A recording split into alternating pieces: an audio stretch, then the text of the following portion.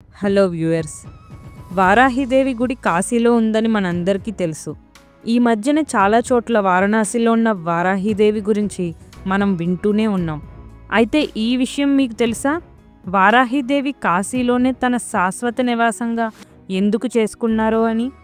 అంతేకాకుండా రాత్రంతా కాశీని రక్షిస్తూ గ్రామదేవతగా వారణాసి మొత్తం ఎందుకు కాపలా కాస్తున్నారో అని.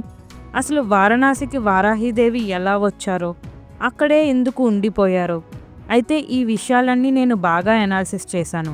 ఈ వీడియో ద్వారా మీకు నీట్గా ఎక్స్ప్లెయిన్ చేస్తాను. అయితే వీడియోలోకి వెళ్ళిపోదాం.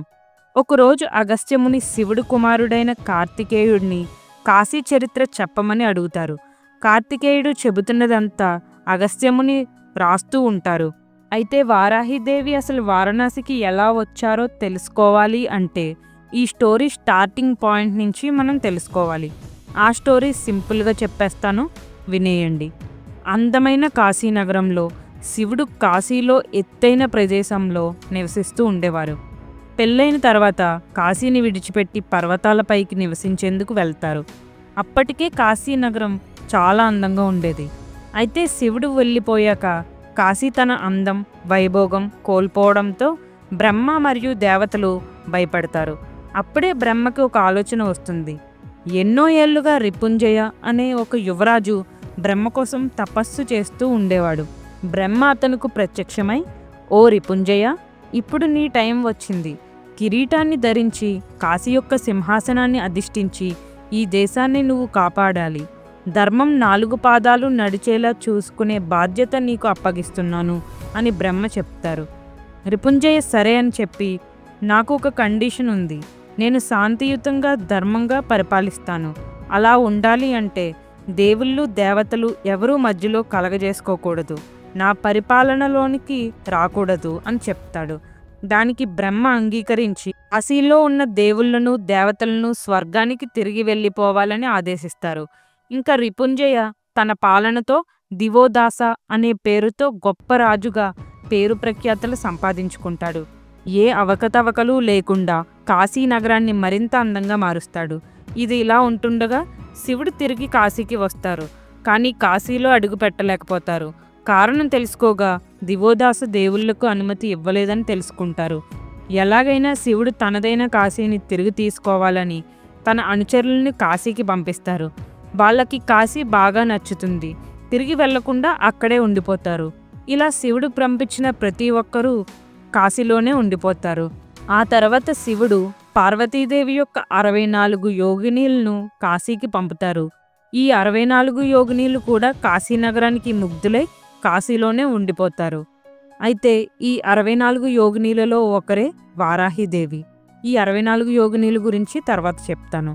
అలా ఎన్నో ప్రయత్నాలు శివుడు చేసి చివరికి గణపతి, విష్ణువుల సహాయంతో ఏదో విధంగా కాశీని తిరిగి పొందుతారు.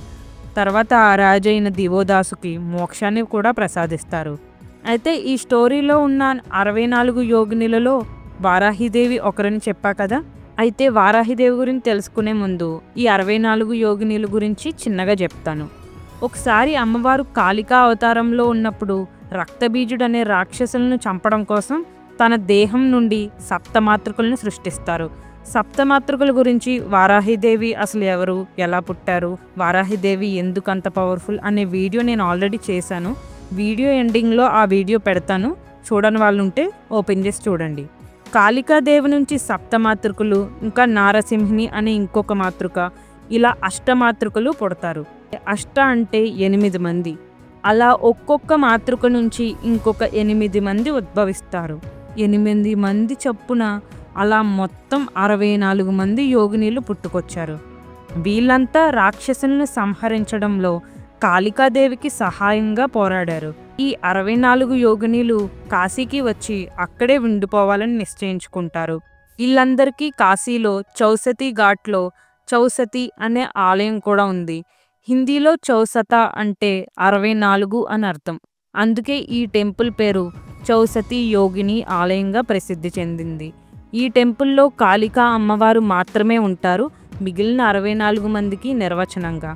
సో ఇది యోగినీలు కాశీకి వచ్చిన స్టోరీ.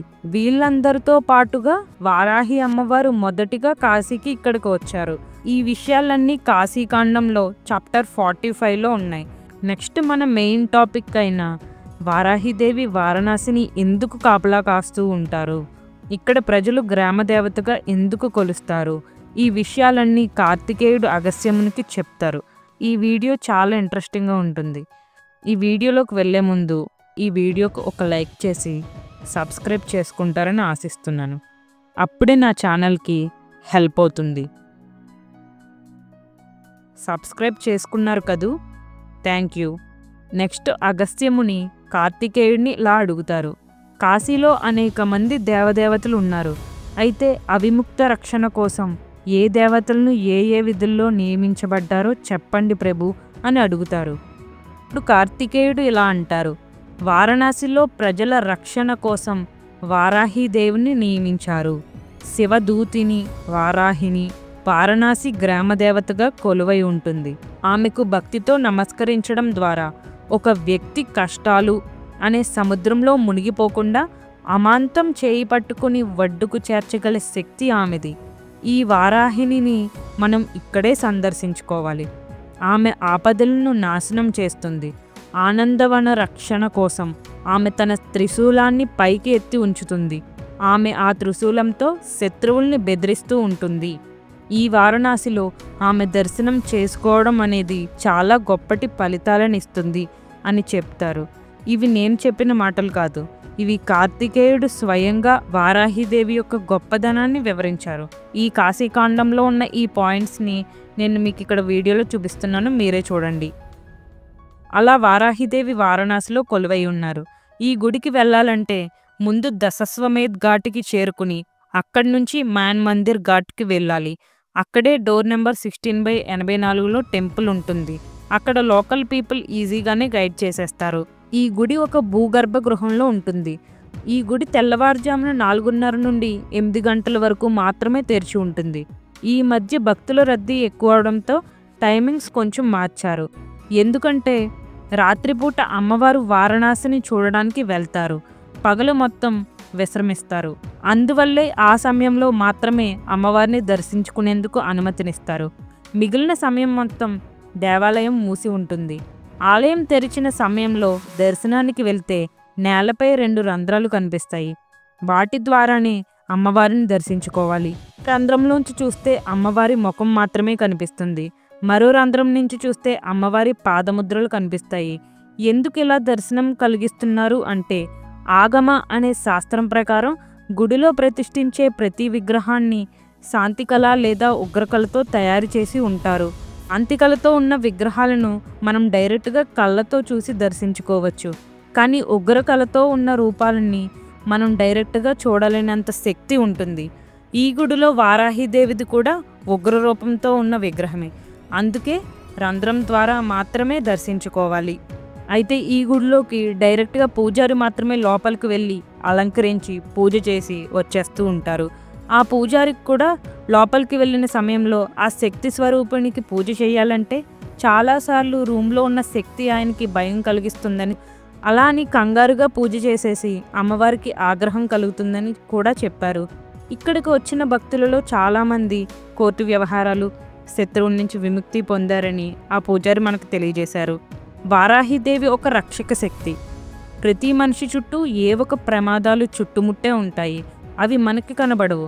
అందుకే శివపుత్రుడు కార్తికేయుడు కూడా చెప్పారు, ఇక్కడ వారాహిదేవిని నమస్కరించి పూజ చేస్తే చాలు, ఎవరి నుంచి ఎటు నుంచి ఏ ప్రమాదం రాకుండా క్షణకాలంలో అదుపు చేయగల శక్తి వారాహిదేవిది అని. అంతేకాదు వారాహిదేవి ఇంద్రియాలకు అధినేత కూడా. మనం ఏ కార్యం మొదలు పెట్టాలన్నా ఆవిడను స్మరిస్తే మంచి డెసిషన్ తీసుకునేలా మన ఇంద్రియాలను సైతం అదుపు చేసి ముందుగానే దారిలో పెడతారని వారాహిదేవి అని చెప్తూ ఉంటారు ఇక్కడ వాళ్ళు. వారాహిదేవి రాత్రంతా తిరుగుతూ కాశీలోనే కాకుండా సమస్త జీవరాశులకు రక్షణ కల్పిస్తారు. వారాహిదేవి నల్లని కాంతివంతమైన ముఖంతో గేదెను వాహనంగా చేసుకుని 8 చేతులతో శంఖం, చక్రం, నాగలి, రోకలి, అభయ వరదాలతో ఉంటారు. అందుకే వారాహిదేవిని రాత్రిపూట పూజిస్తే సత్వరంగా ఫలితం ఉంటుందంట. అందరం వారాహిదేవిని తలుచుకుందాం. జై వారాహి మాత. వారాహిదేవిని ఎలా ఉద్భవించారు, వారాహిదేవి ఎందుకంత పవర్ఫుల్ అనే వీడియో ఇక్కడ ప్రొవైడ్ చేస్తున్నాను డిస్క్రిప్షన్లో. ఈ వీడియో కూడా చూసి అసలు వారాహిదేవి ఎవరో తెలుసుకుంటారని ఆశిస్తున్నాను. ఈ వీడియో చూసి వెళ్ళిపోకుండా జస్ట్ ఒక లైక్ చేసి మరిన్ని వీడియోస్ కోసం నా ఛానల్ని సబ్స్క్రైబ్ చేసుకోండి. Thank you.